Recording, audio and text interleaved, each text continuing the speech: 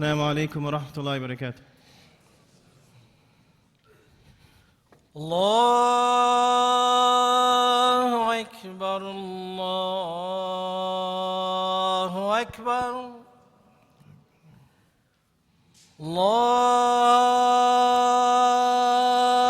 Akbar, Allahu Akbar. أشهد أن لا إله إلا الله. أشهد أن لا إله إلا الله.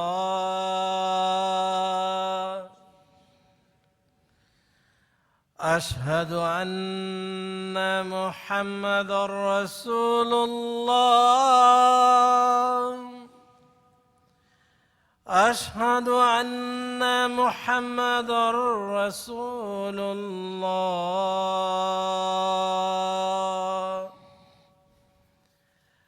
حي على الصلاة.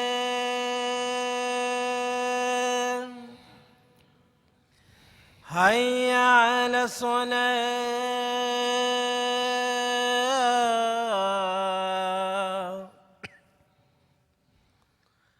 حي على الفلاح.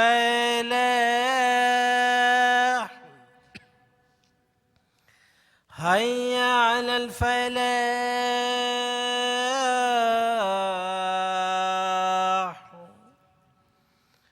الله أكبر، الله أكبر. لا إله إلا الله. لا إله إلا الله.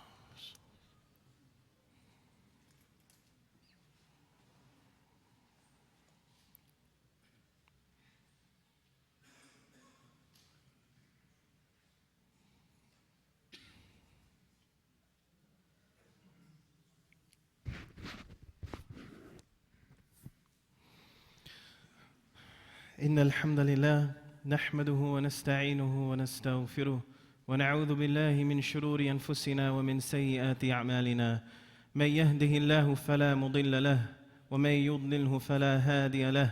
وأشهد أن لا إله إلا الله وحده لا شريك له وأشهد أن محمدًا عبده ورسوله.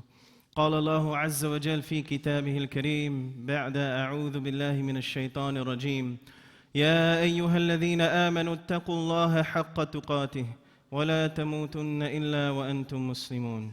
وقال في مقام آخر: يا أيها الناس اتقوا ربكم الذي خلقكم من نفس واحدة وخلق منها زوجها وبث منهما رجالا كثيرا ونساء واتقوا الله الذي تساءلون به والأرحام إن الله كان عليكم رقيبا. وقال في مقام آخر: يا أيها الذين آمنوا اتقوا الله وقولوا قولا سديدا يصلح لكم أعمالكم ويغفر لكم ذنوبكم ومن يطع الله ورسوله فقد فاز فوزا عظيما. أما بعد، فإن أصدق الحديث كتاب الله وخير الهدي هدي محمد صلى الله عليه وسلم وشر الأمور محدثاتها وكل محدثة بدعة وكل بدعة ضلالة وكل ضلالة في النار. My brothers and sisters in Islam, for the Jummah khutbah today, I wanted to talk about a scene that Allah subhanahu wa ta'ala describes in the Quran on the Day of Judgment. And wallahi, He's doing us a favor by describing this before we get to that point so that we can prepare for it. Allah subhanahu wa ta'ala says in Surah Al-Hadid: يَوْمَ تَرَى الْمُؤْمِنِينَ وَالْمُؤْمِنَاتِ يَسْعَى نُورُهُمْ بَيْنَ أَيْدِيهِمْ وَبِأَيْمَانِهِمْ. On the Day of Judgment, the believers will stand, and the Prophet ﷺ will be able to see them. Allah subhanahu wa ta'ala makes an ishara towards Rasulullah ﷺ in this ayah: يَوْمَ تَرَى, you'll be able to see the believers on that day standing. يَسْعَى نُورُهُمْ بَيْنَ أَيْدِيهِمْ وَبِأَيْمَانِهِمْ, and light will be coming from them, will be illuminating from them. From where? يَسْعَى بَيْنَ أَيْدِيهِمْ وَبِأَيْمَانِهِمْ, from in front of them and from their right hands, meaning from their hearts and their right hands. So the believers get two lights on the Day of Judgment. A light stemming from their heart and another one from their hands. The belief they had in their heart, their iman, will illuminate. And because they acted upon that belief in this life and they performed righteous deeds, their hands will also illuminate. يَسْعَى نُورُهُمْ بَيْنَ أَيْدِيهِمْ وَبِأَيْمَانِهِمْ. Because on that day it's going to be very dark and there's a long walk towards Jannah. But Allah subhanahu wa ta'ala gives these believers some glad tidings. And He says, بُشْرَاكُمُ الْيَوْمِ, glad tidings for you today. And some people, by the way, will have different sets of lights. Some people's light will be so large. Our Prophet ﷺ mentioned it will go from one city to another city. It's that big. Some people will just have enough light so that they can just see another footstep, So the light of people will vary depending on how you, of course, were in this life and how strong your iman was and how righteous your deeds were in this life. Nevertheless, the believers will be given glad tidings. بُشْرَاكُمُ الْيَوْمِ, on that day of darkness they have light. بُشْرَاكُمُ الْيَوْمِ جَنَّاتٌ تَجْرِي مِنْ تَحْتِهَا الْأَنْهَارُ خَالِدِينَ فِيهَا. Come into this paradise underneath which rivers flow forever and forever. ذَلِكَ هُوَ الْفَوْزُ الْعَظِيمُ. And indeed, this is the greatest triumph, the greatest success one can achieve is being entered into paradise on the Day of Judgment. But then Allah subhanahu wa ta'ala right after that describes a group of people who used to say they believed in this life. الَّذِينَ قَالُوا آمَنَّا بِاللَّهِ وَبِالْيَوْمِ الْآخِرِ وَمَا هُمْ بِمُؤْمِنِينَ. They said, yeah, we believe in Allah, we believe in the last day, but they were not people of Iman. Who were they? The munafiqeen. Allah subhanahu wa ta'ala mentions right after that a group of people will also be raised, and they will be, unfortunately, the munafiqeen. يَوْمَ يَقُولُ الْمُنَافِقُونَ وَالْمُنَافِقَاتِ. So those people, the munafiqeen, when they are raised, and they see the light of the believers, and they can hardly see it, by the way. يَوْمَ يَقُولُ الْمُنَافِقُونَ وَالْمُنَافِقَاتِ لِلَّذِينَ آمَنُوا انظُرُونَا نَقْتَبِسْ مِن نُورِكُمْ. They're going to wake up in absolute darkness, pitch dark, but they'll see some sparkles of light here and there, and they're going to run towards it. They're going to run towards this light. And then they ask the believers, انظُرُونَا نَقْتَبِسْ مِن نُورِكُمْ. Wait for us. Hold on. Give us some of your light. And this word Allah subhanahu wa ta'ala uses here, نَقْتَبِسْ مِن نُورِكُمْ. It's like if someone has a torch that's lighting up and another person has just a torch and you want to just put the fire on it so that your torch is also lighted. It's not going to lose anything from the other torch, but at least it will provide some fire, some light. So the same way, these munafiqeen are asking the believers, give us some light. It's not going to take away from your nur. It's not going to take away from your light. Just give us some. We can't see anything. And they're running towards them. انظرونا نقتبس من نوركم. But then it will be said, قيل ارجعوا وراءكم فالتمسوا نورا. Go away. Go back. Go find your own light. Remember, on the Day of Judgment, people won't care about each other. A mother will run from her child. Husband will run from a wife. All types of relationships will be cut off. وَتَقَطَّعَتْ بِهِمُ الْأَسْبَابِ يَوْمَ يَفِرُّ الْمَرْءُ مِنْ أَخِيهِ وَأُمِّهِ وَأَبِيهِ وَصَاحِبَتِهِ وَبَنِيهِ لِكُلِّ امْرِئٍ مِّنْهُمْ يَوْمَئِذٍ شَأْنٌ يُغْنِيهِ. Everyone's just going to care about themselves that day. They're looking towards paradise and they're marching ahead. They don't even want to look back. They don't even want to look back. So it'll be told to the munafiqeen, go back, go find your own light. فَالْتَمِسُوا نُورًا. And then as they're running and trying to reach the believing men and women, Allah subhanahu wa ta'ala mentions, فَضُرِبَ بَيْنَهُمْ بِسُورٍ لَهُ بَابٍ. A massive, gigantic wall. A huge wall. Not like the wall Donald Trump wants to build at the border. This is a massive wall Allah subhanahu wa ta'ala will put right in front of the munafiqeen. فَضُرِبَ بَيْنَهُمْ بِسُورٍ لَهُ بَابٍ. Between the munafiqeen and the believers, it will have a door. And these munafiqeen will try to enter, but of course the door doesn't open from their side. بَاطِنُهُ فِيهِ الرَّحْمَةِ وَظَاهِرُهُ مِنْ قِبَلِهِ الْعَذَابِ. Allah subhanahu wa ta'ala mentions that inside of this door, on the other side where the believers are, it's full of mercy, it's full of affection, full of love.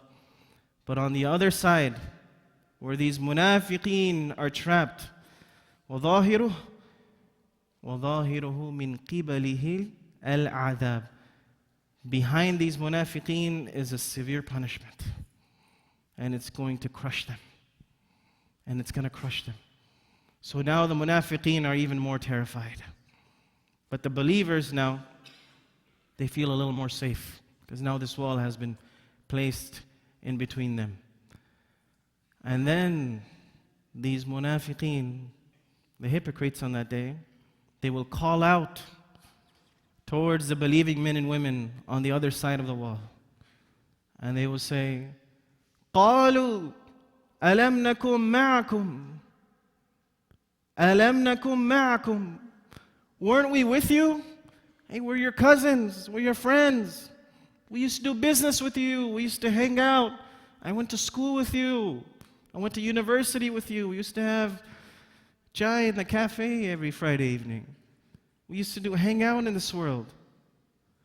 You know, why don't you let us over onto the other side? Weren't we with you? أَلَمْ نَكُمْ مَعَكُمْ. And then, at this point, after feeling safe, the believing men and women will respond to the munafiqeen, and they will give a detailed response in just a few words, of course, Allah subhanahu wa ta'ala described, but carry a lot of meaning and a great lesson for all of us to learn. Remember, these munafiqeen didn't just become munafiqeen overnight. It wasn't just one incident. These are people that used to have iman in this life. They used to believe. They said, we believe in the last day. They maybe even prayed. They maybe even gave zakah or fasted Ramadan, you name it. Maybe even did the Hajj. But they had a problem.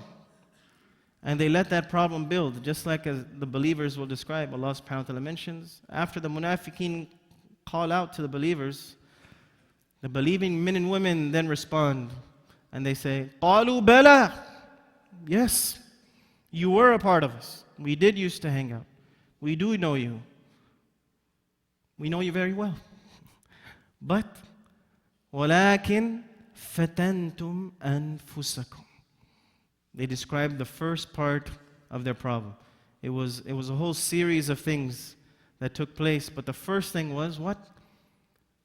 فَتَنْتُمْ أَنفُسَكُمْ. You used to put yourself in trials. Meaning what?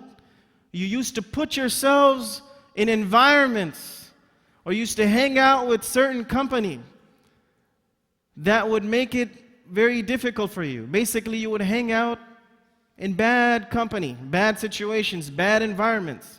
You'd put yourself in places where people were breaking the commandments of Allah subhanahu wa ta'ala, whether it be the hookah bar, or bad places where people attend, or maybe it was just business transactions that you used to do that were not from the teachings of our Prophet ﷺ, not from Islam, cheating people and so forth, dealing with things that are forbidden.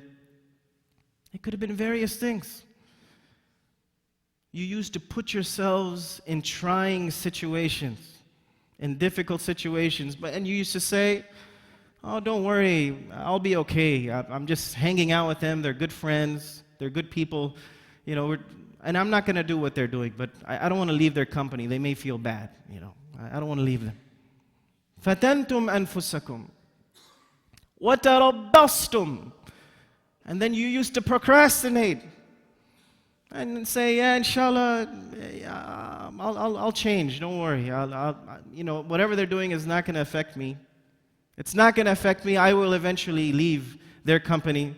I will leave the things they're doing. Maybe even at this point you started doing it. But you'll say, don't worry, I'll stop it eventually. It's not going to have an effect on me. I will make Hajj, inshallah, next year. Everything will be forgiven. Oh, Ramadan is just around the corner, a few months away. Inshallah, all my sins will be forgiven.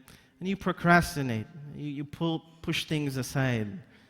I've even heard of stories where people have said, I'll wait till my brother gets married and then I'll decide to dress Islamically and so forth. That way I could, present myself at the wedding. So people hold things off. They hold things off, they procrastinate, and specifically here the munafiqeen. وَتَرَبَّصْتُمْ.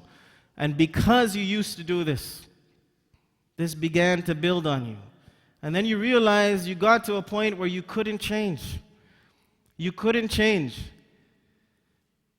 Things began to become addicting.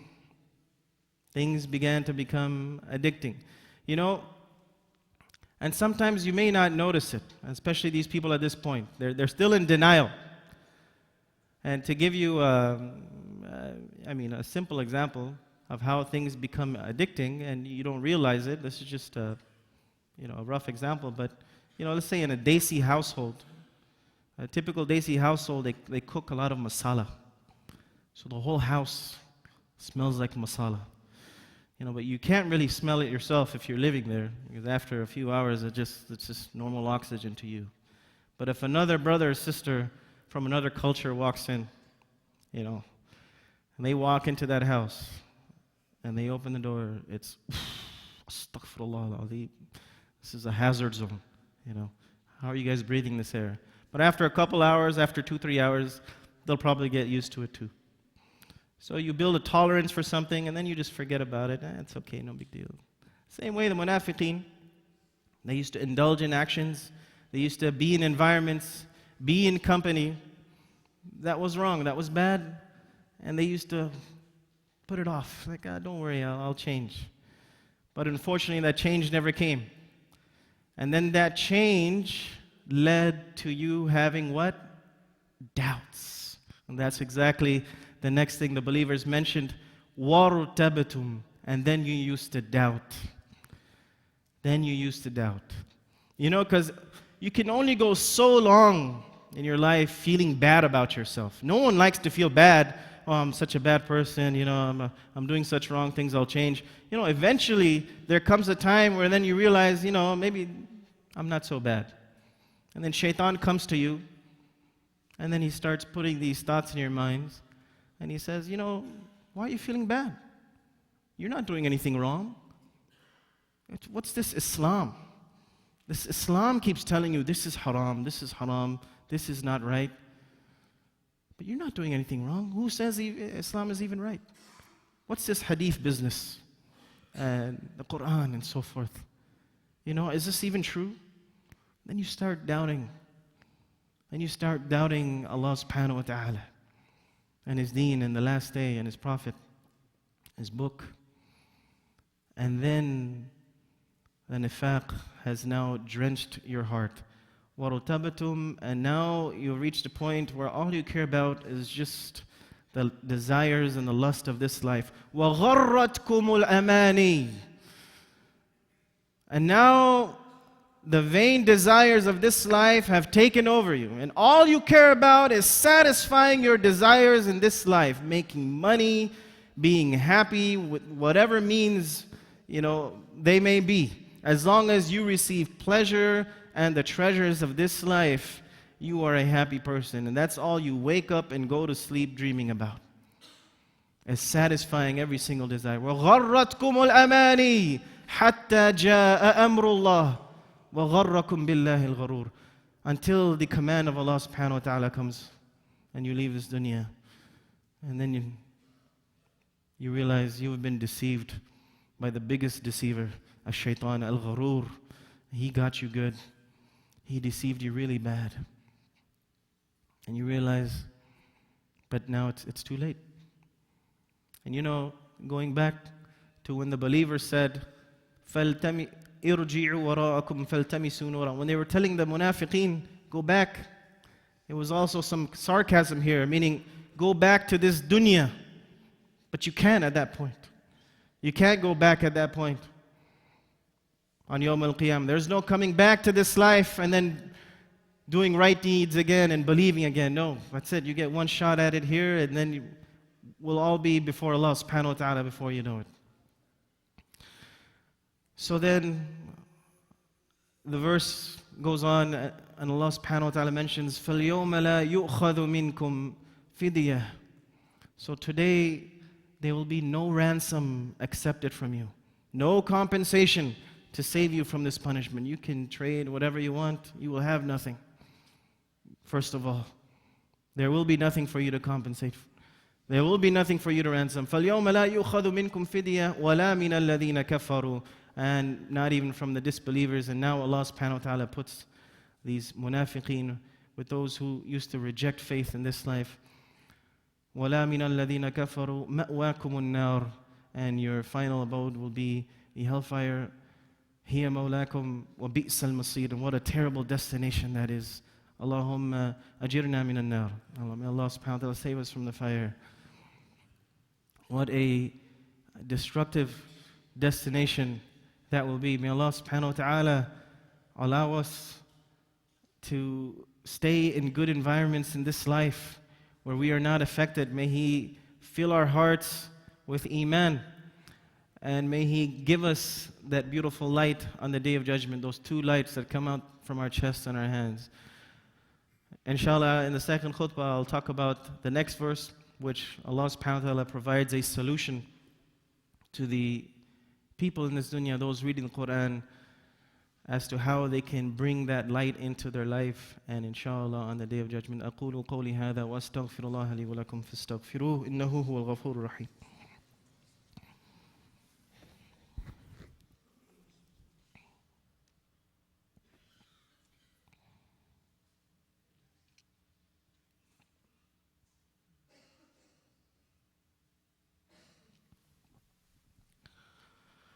Alhamdulillah wa salatu wa salam ala Rasulillah.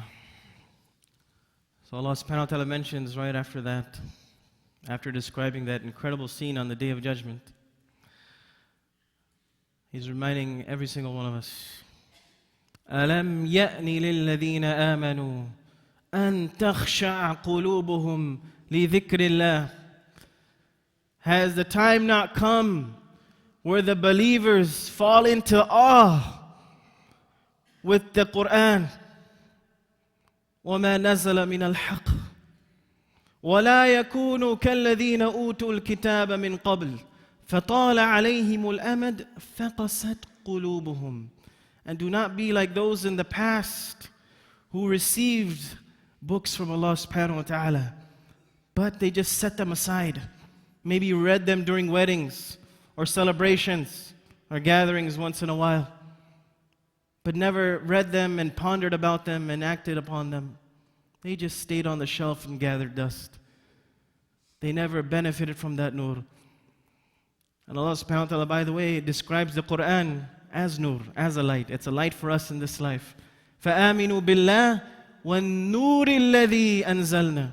So believe in Allah and this light that we have given, the Quran, and let it guide your life in this life. How many of us take the time to read the Quran on a daily basis?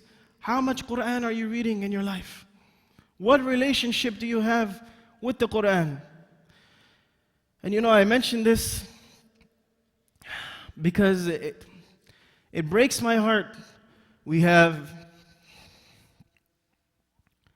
young children in Syria that are going through surgical procedures without any anesthesia. They have no anesthesia, but they are reciting the Quran to relieve their pain.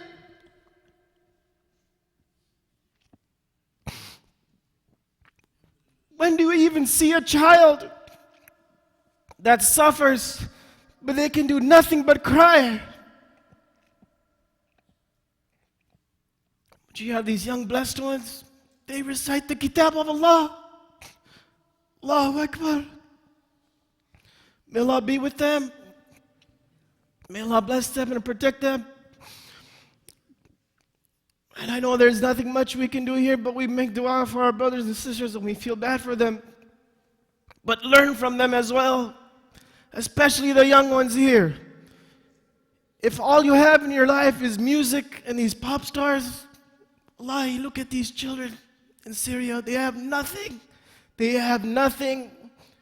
Going through surgical procedures without anesthesia and just reciting Quran to relieve their pain. You'll never see this in your life. Let this be a spark for you to connect with the Quran and make dua for our brothers and sisters over there. The likelihood is they'll all probably end up with Allah subhanahu wa ta'ala because of the dhalimeen there, but at least on the day of judgment when we all gather together, we could say, we look at them and smile, inshallah, while they're in their places of shuhada, that we made dua for you in this life. And we loved you, and you motivated us to become better Muslims. إن الله وملائكته يصلون على النبي يا أيها الذين آمنوا صلوا عليه وسلموا تسليما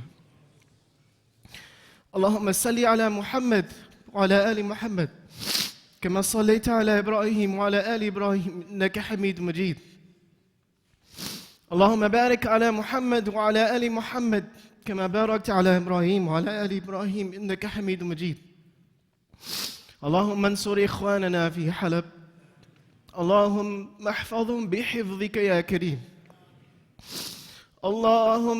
اللهم خذ من بغى عليهم اللهم خذ المجرمين اللهم عليك بهم يا قوي يا عزيز اللهم منزل الكتاب ومجري السحاب هازم الأحزاب اهزمهم وزلزلهم يا قوي يا عزيز اللهم من أرادنا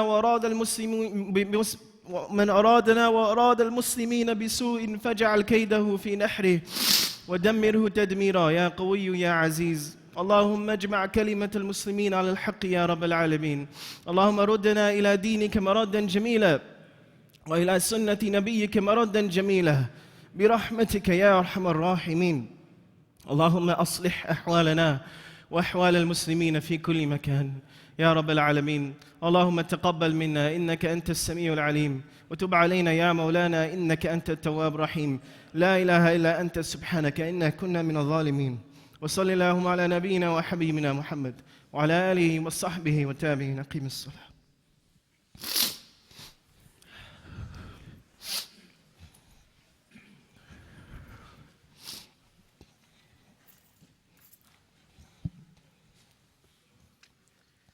الله أكبر الله أكبر أشهد أن لا إله إلا الله أشهد أن محمد رسول الله هيا على الصلاة هيا على الفلاح قد قامت الصلاة قد قامت الصلاة الله أكبر الله أكبر لا إله إلا الله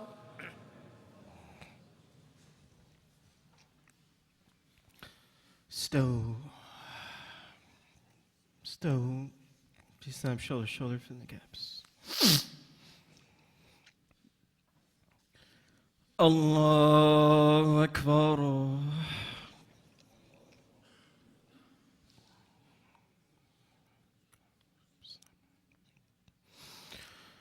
الحمد لله رب العالمين الرحمن الرحيم مالك يوم الدين إياك نعبد وإياك نستعين اهدنا الصراط المستقيم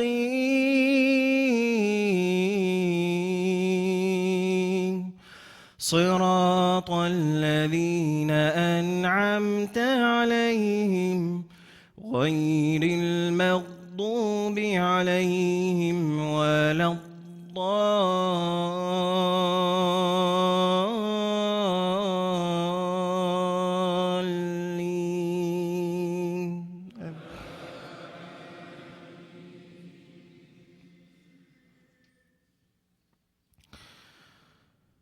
يوم ترى المؤمنين والمؤمنات يسعى نورهم بين أيديهم وبأيمانهم بشراكم اليوم جنات تجري من تحتها الأنهار خالدين فيها ذلك هو الفوز العظيم.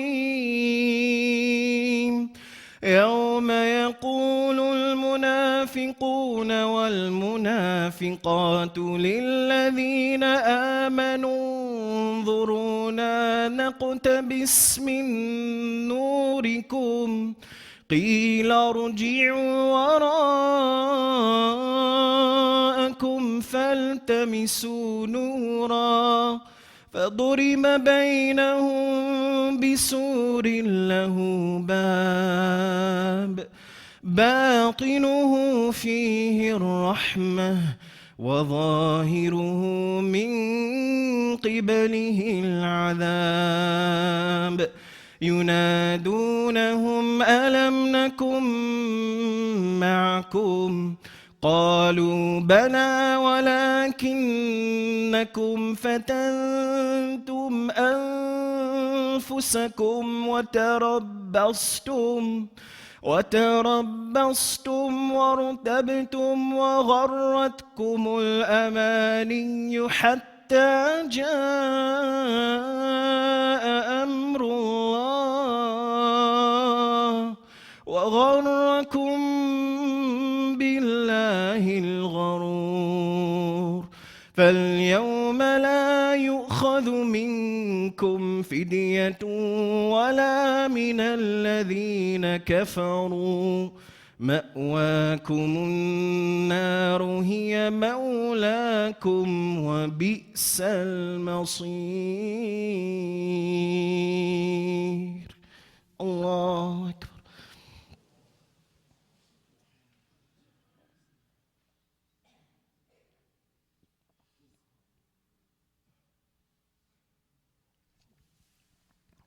سمع الله لمن حمده.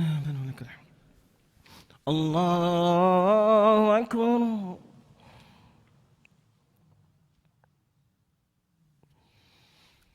الله أكبر.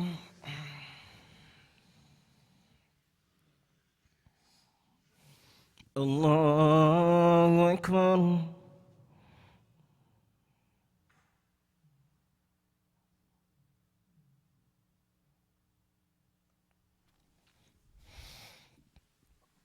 الله أكبر.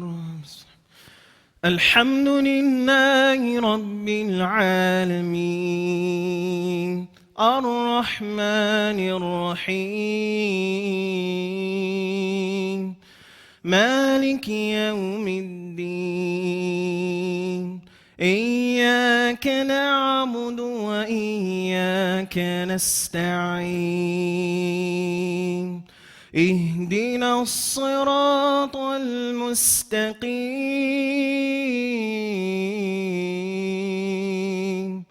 صراط الذين أنعمت عليهم غير المغضوب عليهم ولا الضالين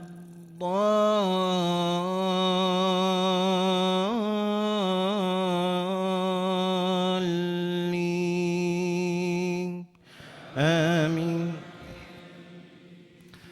يا أيها الذين آمنوا قوا أنفسكم وأهليكم نارا وقودها الناس والحجارة عليها ملائكة غلاظ شداد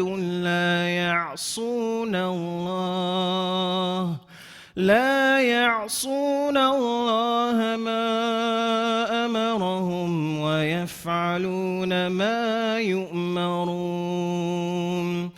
يا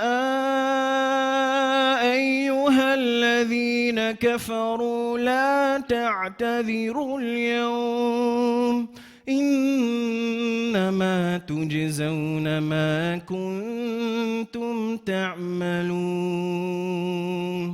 يا أيها الذين آمنوا توبوا إلى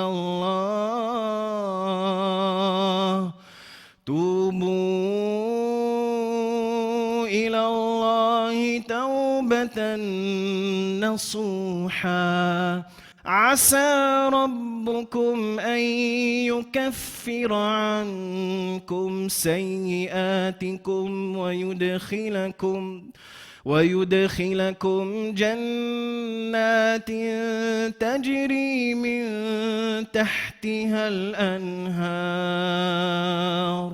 يوم لا يخزي الله النبي والذين آمنوا معه نورهم يسعى بين أيديهم وبأيمانهم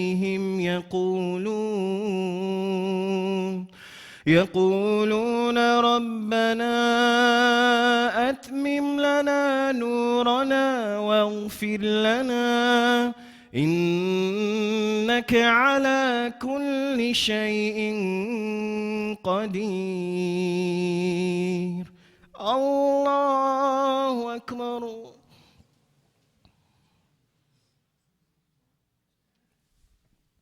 سمع الله لمن حمده. الله أكبر.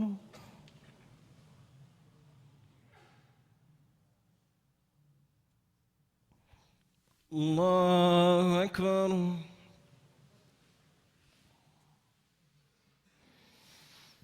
الله أكبر.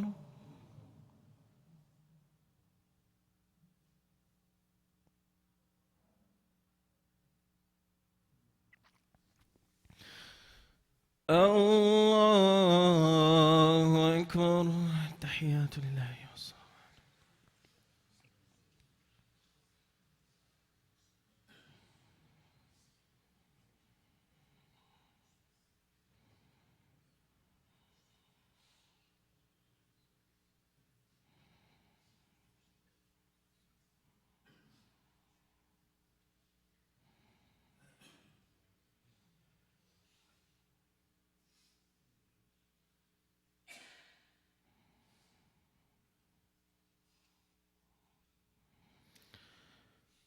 السلام عليكم ورحمة الله.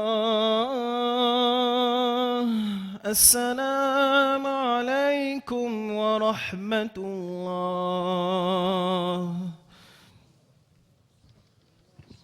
استغفر الله. Assalamu alaikum wa rahmatullahi wa barakatuh. Jummah Mubarak to all of you, brother and sister. Jazakallah khair to our brother Hafiz Saheb Ashrafi for beautiful khutbah and attending the prayer. Brother and sister, we have one of the our leader and founder of this masjid, Brother Usman Karram is here. We all welcome to him to be here.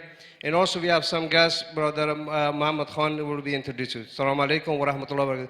Don't forget to pay your donation to this masjid, and we are waiting for your donation. Jazakallah khair. Assalamu alaikum wa rahmatullah.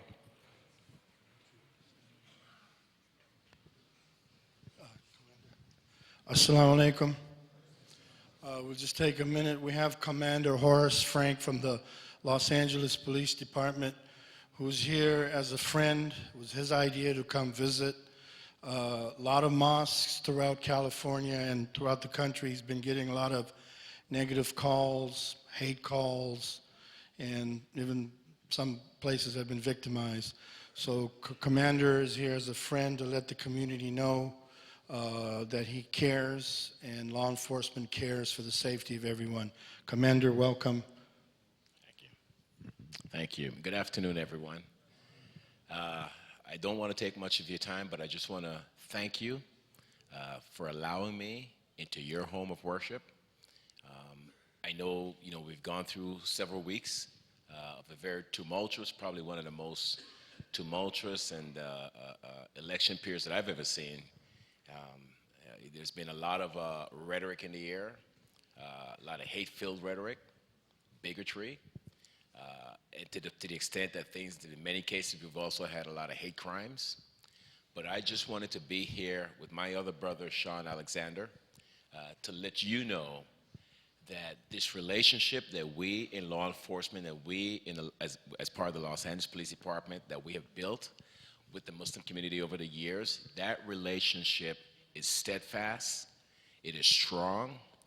We are here to support you. Last night at the Islamic Center in Southern California, the Islamic Center of Southern California, we had the Chiefs Muslim Forum, and one of the speakers indicated last night, and I think he really summed it up when he said, "We have got your backs. We have your backs. You are a very integral part of this relationship that we seek, and if we're going to be successful, we need you. We need each other." So I just wanted to let you know that we're here to serve you, and always know that we in law enforcement, we the Los Angeles Police Department, we're here to support you, and we welcome that reciprocal support from each and every one of you. So thank you again for allowing me this opportunity to be here in your home. Thank you.